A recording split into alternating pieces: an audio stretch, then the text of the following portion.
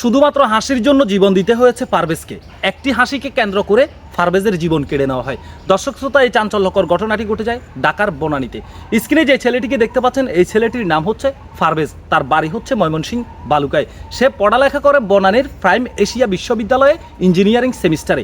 এই পারভেজ ঘটনার দিন সিঙ্গারা খাওয়ার সময় তার বন্ধুবান্ধব মিলে হাসাহাসি করছিল।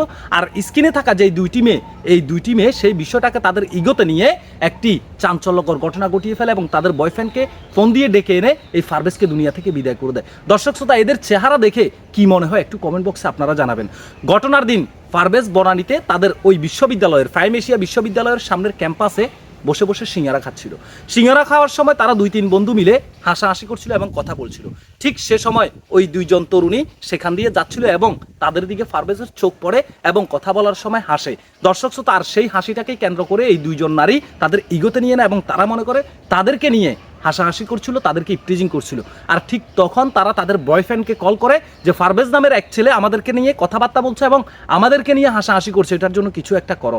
আর এই দুই নষ্ট নারীর ফোন পেয়েই তাদের বয়ফ্রেন্ড ঘটনাস্থলে আসার পরবর্তীতে তাদেরকে জিজ্ঞাসাবাদ করলে তারা বিষয়টি পারভেজ এবং পারভেজের অন্যান্য বন্ধুবান্ধবরা বিষয়টি তাদেরকে খুলে বলার চেষ্টা করে এবং বোঝানোর চেষ্টা করে, কিন্তু তারা কোনোভাবেই বুঝ মানতে রাজি নয়। তাদেরকে এমনভাবে উস্কানি দিয়েছে এই দুই নারী, তারা ক্ষিপ্ত হয়ে যায়। দর্শক শ্রোতা, তারপর তাদের মধ্যে কথা কাটাকাটি এবং হাতাহাতি হয়। তার পরবর্তীতে বিশ্ববিদ্যালয়ের কর্মকর্তারা, যারা তাদের শিক্ষকরা আছেন, তারা এই বিষয়টা নিয়ে মিটমাট করে দেন, তাদের ভিতরে সমঝোতা করে দেন।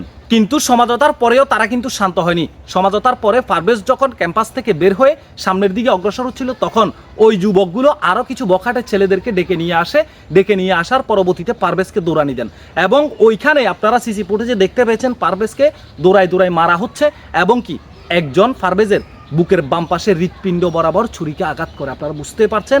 আর ছুরিকে আঘাত এমনভাবে লাগে তার হৃৎপিণ্ডতে 1 ইঞ্চি পরিমাণ ক্ষতর সৃষ্টি হয় এবং প্রচণ্ড রক্তকরণ হলে তারা ঘটনাস্থল থেকে চলে যায় এবং পারভেজের সাথে থাকা বন্ধুবান্ধব পারভেজকে সেখান থেকে দৌড়াদৌড়ি করে নিয়ে হসপিটালে নিয়ে যায়। আর সেখানে চিকিৎসারত ডক্টর পারভেজকে মৃত ঘোষণা করেন।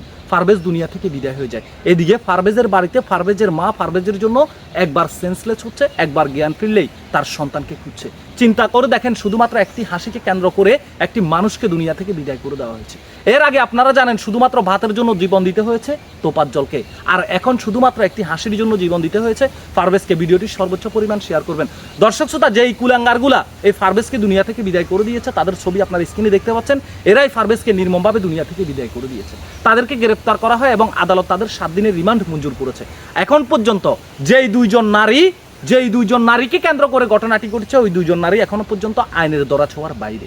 তাদেরকে এখন পর্যন্ত আদালত বা প্রশাসন গ্রেপ্তার করতে পারেনি।